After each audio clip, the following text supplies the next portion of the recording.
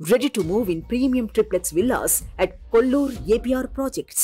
అంటే ఇంకోటి చూశాను నేను ఒక అడగానే జగన్మోహన్ రెడ్డి ఇంకొక రోజు చేస్తుంటే నేరుగా శవాన్ని తీసి వాళ్ళ ఇంట్లోనే పుడ్చేవాడిని.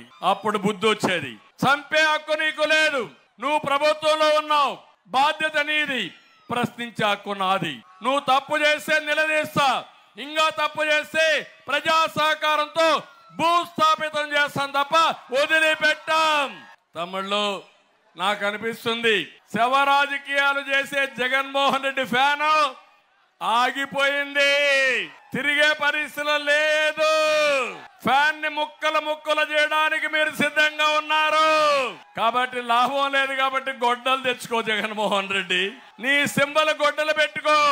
గొడ్డలు చూసి బెదిరిస్తున్నావు, గొడ్డలతో రాజకీయం చేస్తున్నావు, రాష్ట్రాన్ని సర్వనాశనం చేశావు. అందుకే సవాలు విసురుతున్నా. నీకు చేతనైతే ఆ గొడ్డలు పెట్టుకోగాని ఈ రాష్ట్రాన్ని శ్మశానం చేయొద్దు, వల్లకాడు చేయొద్దని మరొక్కసారి ఈ ముఖ్యమంత్రికి హెచ్చరిస్తున్నా. నేను అడుగుతున్నా ఇక్కడ మిమ్మల్ని అందరినీ, ఏ ఒక్క వర్గమైనా బాగున్నారా? తమిళ్లు ఎవరైనా ఆనందంగా ఉన్నారా అని మిమ్మల్ని అడుగుతున్నా. రైతులు మీరు ఆనందంగా ఉన్నారా? రైతు కూలీలు మీరు ఆనందంగా ఉన్నారా? ఆడబిడ్డలు ధరలు పెరిగి మీరు ఆనందంగా ఉన్నారా? ఎస్సీలు మీరు ఆనందంగా ఉన్నారా? బీసీలు మీరు ఆనందంగా ఉన్నారా? ఎవ్వరూ ఆనందంగా లేరు. ఒక్క ఎగ్జాంపుల్ చెప్తున్నా, అన్ని చెప్పలేం కాబట్టి కొన్ని చెప్తున్నా. కొవ్వూరు ఇది రిజర్వ్డ్ కాన్స్టిట్యున్సీ, ఎస్సీ కాన్స్టిట్యున్సీ. ఇక్కడ వెంకటేశ్వరరావు సౌమ్యుడు, లాయరు, ప్రజాసేవ చేయడంలో దిట్ట, మీకెప్పుడు అందుబాటులో ఉంటాడు. అలాంటి వ్యక్తిని ఇక్కడ పెట్టాం.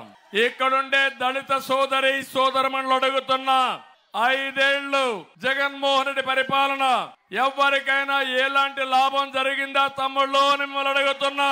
నా ఎస్సీలు అంటూనే జగన్ దళితుల్ని గొంతు కోసేస్తున్నాడు. వారికి తీరని ద్రోహం చేశాడు.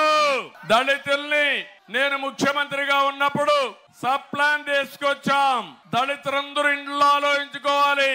జనాభా దామాషా ప్రకారం సబ్ ప్లాన్ పెట్టి నిధులు కేటాయించాం. 27 సంక్షేమ పథకాలకు శ్రీకారం చుట్టాం. మొత్తం 28,000 కోట్ల రూపాయలు డబ్బులు 5 ఏళ్లలో కేటాయించి వాళ్ళ అభివృద్ధి కోసం ఖర్చు పెట్టాం.